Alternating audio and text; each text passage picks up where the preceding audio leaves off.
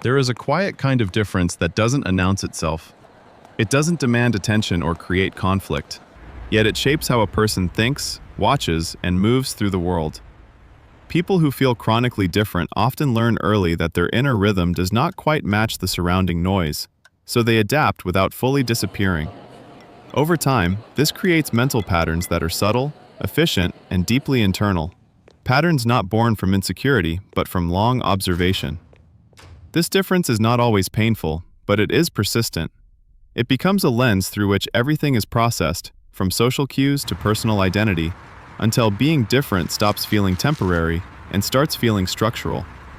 Not a phase, not a flaw, but a background condition shaping awareness itself. Surface adaptation, learning to mirror before being seen. People who feel chronically different often learn to adjust on the surface long before they understand why. They observe tone, timing, posture, and language, then quietly reflect it back, not to deceive, but to reduce friction. This mirroring becomes a mental shortcut, a way to move through social spaces without constantly explaining oneself. Over time, the adaptation feels almost automatic, yet beneath it lives a steady awareness of distance, the sense of performing proximity rather than inhabiting it. The mind learns that safety is not found in being fully known, but in being sufficiently familiar, and this subtle strategy slowly shapes how identity is expressed and withheld. If adapting on the surface, the mind often stays alert beneath it. People who feel chronically different develop a habit of quietly tracking themselves while interacting, monitoring tone, reactions, pauses, and micro-shifts in others. This is not anxiety in the dramatic sense, but a steady background process, like keeping one eye on the room while speaking.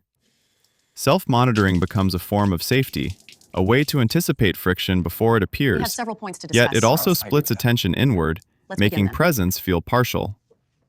Over time, awareness turns inward not out of self-absorption, but because the mind learned that unnoticed mistakes once carried emotional cost, so vigilance felt like care. The quiet split between inner experience and outer behavior. As self-monitoring becomes constant, a quiet separation often forms inside. What is felt internally grows richer and more layered, while what is shown outwardly becomes simpler, more edited, easier to place. This split is not dishonesty. It is a form of internal pacing, a way to protect depth from environments that move too quickly to hold it. Over time, people who feel chronically different may notice they are always translating themselves, choosing which fragments can safely pass through. The cost is subtle but real. Life feels lived in two channels at once, with meaning happening inward and action remaining carefully restrained. Pattern sensitivity and the habit of reading between lines. When inner and outer worlds stay separate for long enough, attention naturally sharpens. People who feel chronically different often become sensitive to patterns others overlook, small shifts in tone, timing, or energy that signal what is not being said. This is less about intuition and more about repetition. The mind learned early that meaning often hides in gaps rather than statements. Over time, reading between lines becomes automatic, a quiet scanning of context that feels neutral, even practical. Yet, it also makes ambiguity heavier to carry. The world begins to feel layered, not confusing, but dense, as if every interaction contains a second, softer narrative running just beneath the visible one. As pattern sensitivity deepens, emotional regulation often shifts in a quieter direction. Instead of releasing feelings outward, people who feel chronically different learn to create space around emotion, stepping back just enough to keep it manageable. Distance becomes a stabilizer, not a withdrawal, but a way to prevent intensity from spilling into misunderstanding. This habit can look like calm or a detachment from the outside, while internally emotions are still fully present, simply held at arm's length. Over time, the mind associates composure with safety and expression with risk, shaping a style of feeling that is controlled, deliberate, and rarely impulsive. Identity formation shaped more by contrast than belonging.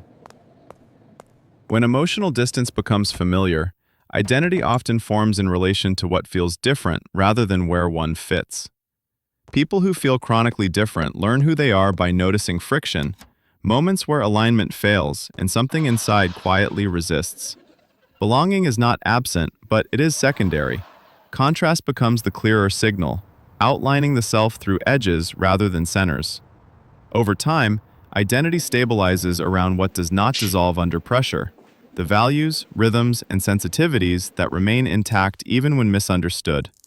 The self is not built through loud affirmation, but through quiet continuity, becoming defined less by inclusion and more by what consistently feels true. The internalization of difference as a stable sense of self. Over time, difference stops feeling like a reaction and becomes something quieter and more settled. It is no longer something to manage moment by moment, but a stable orientation, a way of existing that feels internally consistent even when it remains externally unmarked. People who feel chronically different often reach a point where the question shifts from, "Why don't I fit?" to, "This is how I perceive." Difference becomes integrated rather than defended, held without tension, neither resisted nor explained. At this stage, the self is no longer shaped by comparison, but by continuity, a calm recognition that this way of being has weight, coherence, and its own form of presence. Feeling chronically different is rarely about isolation in the obvious sense. It is about moving through the world with a slightly altered calibration, sensing more, adjusting earlier, and carrying meaning inward rather than outward.